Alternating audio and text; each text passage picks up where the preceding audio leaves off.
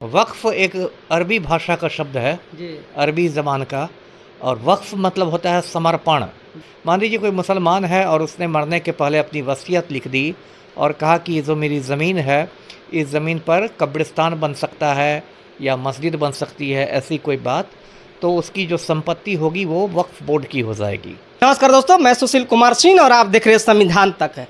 आज हमारे साथ है दास बोले बिंदास आईपीएस ऑफिसर है। आज इनसे हमको बात करनी है, खास करके लैंड रिफॉर्मिंग एक्ट के लेकर के, वक्फ बोर्ड के लेकर के, और तो और जो आज हमारे देश भर में जो ब्रह्म भोज होता है, क्या एक संवैधानिक है, धार्मिक है, सामाजिक है, या एक प्रथा मात्र है?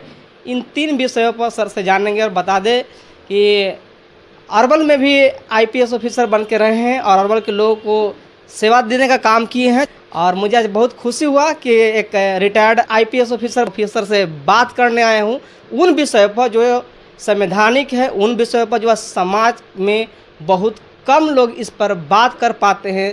ज़्यादातर लोग इस विषयों को लेकर के गुमराह हो जाते हैं, सच की तह तक नहीं जान पाते हैं। इन्हीं कारण से आज मैं आया हूँ और सर से जानना। सबसे पहले सर, संविधान तक में आपका स्वागत है सर। धन्यवाद आपका, थैंक यू। क्या कहिएगा सर, आज के डेट में बड़ा ट्रेंडिंग चल रहा है वक्फ बोर्ड है कि नहीं?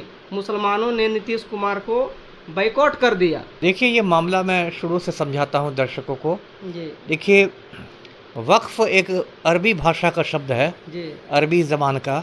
और वक्फ़ मतलब होता है समर्पण। जी तो यदि कोई मुसलमान अपनी संपत्ति के किसी हिस्सा का या पूरी संपत्ति का किसी धार्मिक कार्य के लिए समर्पण दे देता है, तो वो संपत्ति वक्फ़ की संपत्ति हो जाती है। मान लीजिए कोई मुसलमान है और उसने मरने के पहले अपनी वसीयत लिख दी और कहा कि ये जो मेरी ज़मीन है, इस ज़मीन पर कब्रिस्तान बन सकता है या मस्जिद बन सकती है, ऐसी कोई बात, तो उसकी जो संपत्ति होगी वो वक्फ़ बोर्ड की हो जाएगी। वक्फ़ बोर्ड भी दो हैं हिंदुस्तान में बड़े बड़े, एक सुन्नी वक्फ़ बोर्ड है, एक शिया वक्फ़ बोर्ड है। क्योंकि मुसलमानों के दो बड़े धड़े होते हैं, दो बड़े सेक्ट्स होते हैं, शिया और सुन्नी। तो वक्फ़ बोर्ड भी दो है। और ये वक्फ़ बोर्ड बहुत बरस से चला आ रहा है और इसमें मतलब आप कह सकते हैं कि हज़ारों करोड़ की टोटल संपत्ति है और ज़मीन है इसकी बहुत ज़्यादा। तो अब क्या हुआ है कि नरेंद्र मोदी और गौतम अडानी ने मिलकर एक षड्यंत्र किया है, एक साजिश की है। और साजिश ये है कि नरेंद्र मोदी की सरकार वक्फ़ बोर्ड की ज़मीन का अधिग्रहण कर लेगी, सरकारी बना देगी, और उसके बाद वो ज़मीन जो है वो गौतम अडानी के चरणों में रख दिया जाएगा, निजीकरण के नाम पर, प्राइवेटाइजेशन के नाम पर। क्योंकि सभी लोग जानते हैं कि नरेंद्र मोदी जो है वो गौतम अडानी के चपरासी हैं, उससे ज़्यादा उनकी हैसियत है नहीं। और गौतम अडानी जो हुक्म देता है वही नरेंद्र मोदी उसका पालन करते हैं। तो यही साजिश हुई है और उसी क्रम में वक्फ़ बोर्ड बिल लाया गया है। और देश भर में जो मुसलमान हैं खास के, वो इस बिल पर मतलब आंदोलित हैं, इसका विरोध कर रहे हैं। और अभी पलटू राम ने 2-4 दिन पहले इफ्तार की दावत दी थी सीएम हाउस में, तो उसका भी मुस्लिम संगठनों ने बिहार में बहिष्कार किया था, बायकॉट किया था। अभी दर्शकों को पता होगा कि अभी रमज़ान का महीना चल रहा है, जिससे मुसलमान लोग सुबह से शाम तक रोज़ा रखते हैं, मतलब उपवास रखते हैं, व्रत करते हैं।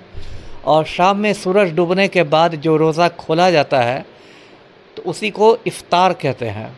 तो पलटू राम ने इफ्तार की दावत दी थी, लेकिन मुस्लिम संगठनों ने कहा कि आप बीजेपी की गोद में बैठे हुए हैं, आप बीजेपी के दलाल बने हुए हैं और आप वक्फ़ बिल का कोई विरोध नहीं कर रहे हैं कुर्सी की खातिर, तो इसलिए हम इसमें नहीं आएंगे। तो इसलिए पलटू राम की बहुत फजीहत हुई है, बहुत किरकिरी हुई है। अगर ये विरोध करते तो उनको तो माने पड़ जाता है, क्योंकि इनके बिना केंद्र सरकार नहीं चल सकता है। वही बात है ना। देखिए, दोनों को अभी मोदी और पलटू राम दोनों में ये कह सकते हैं चोर चोर मसेरे भाई वाला रिश्ता हो गया है। केंद्र में जो मोदी की सरकार है वो उसमें पलटू राम के 12 सांसदों का समर्थन है, और बिहार में जो पलटू की सरकार है उसमें भाजपा का समर्थन है। तो दोनों एक दूसरे को की सरकार चला रहे हैं। अभी मोदी जी आए थे तो उन्होंने कहा भागलपुर में कि मेरे लाडला मुख्यमंत्री है मेरे नीतीश। तो इतने बड़े उनके लाडला बने हुए हैं। पिछले बार डीएनए पूछ रहे थे। एक समय डीएनए खराब था, वो लाडला हो गए हैं। मुख्यमंत्री नाखून कटवा के भेजे थे। हाँ, तो वही बात है। ये सब तो सरकार मतलब राजनीति में ऐसी नौटंकी चलती रहती है, अवसरवादिता है। लेकिन जो कुछ हो रहा है ये देश के लिए दुर्भाग्यपूर्ण है जी। तो क्या लगता है सर, इस बार बदलाव होगा या फिर उन्हीं का सरकार रह जाएगा? 25 में क्या होगा? 25 में तो मुझे लगता है कि पलटू राम का बढ़िया बिस्तर बन जाएगा। ऐसे भी अब पिछले कुछ 1-2 साल में उनका दिमागी हालत उनकी बहुत ख़राब हो गई है पलटू राम की, और बहुत असामान्य गतिविधियां उनकी हो गई है। अब नॉर्मल की तरह हरकतें करने लगे हैं। अभी जो 5-6 रोज़ पहले राष्ट्रगान हो रहा था भारत का, और पलटू राम बंदरों की तरह उछल कूद मचाए हुए थे, वो वीडियो भी काफ़ी वायरल हुआ। उसके पहले 30 जनवरी को जब शहीद दिवस था, गांधी जी की पुण्यतिथि थी, तब जब शहीदों के लिए मौन रखा जाना था तब पलटू राम ताली पीटने लगे थे। तो कभी कहीं पर जाके बेगूसराय में उन्होंने जीविका दीदियों के बीच कह दिया था कि 2005 के पहले बिहार में लड़कियां कपड़ा पहनती थी जी। तो इस तरह की बहुत सारी, कभी किसी का पैर पकड़ लेते हैं, कभी दौड़ के ठेकेदार का पैर पकड़ने लगते हैं, कभी किसी अफसर का पैर पकड़ने लगते हैं। तो अब मोदी जी की अंगुली गिनने लगते हैं कि वही मोदी जी की उंगली देखने लगते हैं कि इसमें क्या है। कभी बोलते हैं कि हम लोकसभा में 4000 सीटें जीत लेंगे। तो पलटू राम के मानसिक स्वास्थ्य पर बहुत सवाल उठने लगे हैं, और प्रशांत किशोर ने तो मांग भी की है कि डॉक्टरों की एक टीम इसकी जांच करे और रिपोर्ट को सार्वजनिक किया जाए। और पलटू राम की हालत की वजह से जदयू और भाजपा में भी कुछ घबराहट है कि मुख्यमंत्री की तो दिमागी हालत बिगड़ती जा रही है, और इसलिए अब उनके बेटे निशांत कुमार को राजनीति में लाने की सुगबुगाहट तेज हो गई है जी। अगर राजनीति में आते हैं निशांत कुमार तो फिर तो कहेंगे वंशवाद की बातें हो जाएगी। वही बात है ना। तो फिर तो एक बार फिर पलटी मारेंगे, क्योंकि पलटू राम पानी पी पी कर कोसते थे वंशवाद के लिए, और भाजपा वाले भी परिवारवाद पर बहुत हल्ला करते हैं। लेकिन परिवारवाद का मतलब बस राहुल गांधी और तेजस्वी यादव थोड़े ही है। यदि पलटू राम का बेटा राजनीति में आता है तो वो भी परिवारवाद है। सम्राट चौधरी है। ऐसे तो सैकड़ों उदाहरण हैं। तड़ीपार अमित शाह का बेटा Jay Shah cricket control board पर कब्जा किए हुए, ऐसे तो सैकड़ों उदाहरण हैं। लेकिन ये भाजपाई लोग पाखंडी होते हैं। दूसरे का होता है तो परिवारवाद, अपना होता है तो राष्ट्रवाद जी।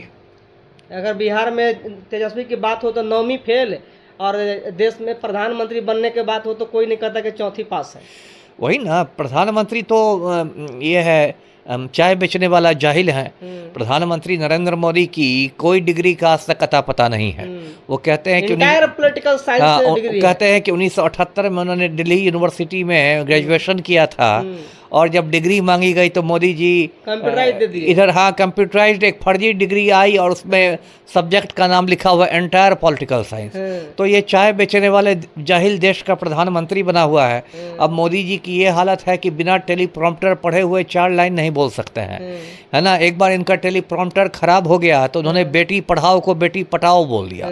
तो चाय बेचने वाले जाहिल आदमी से आप क्या उम्मीद कीजिएगा। हिंदुस्तान का दुर्भाग्य है कि ऐसे ऐसे लोग प्रधानमंत्री बन के बैठे हुए हैं, और पढ़े लिखे लोग उनके सामने पूंछ हिला रहे हैं जी।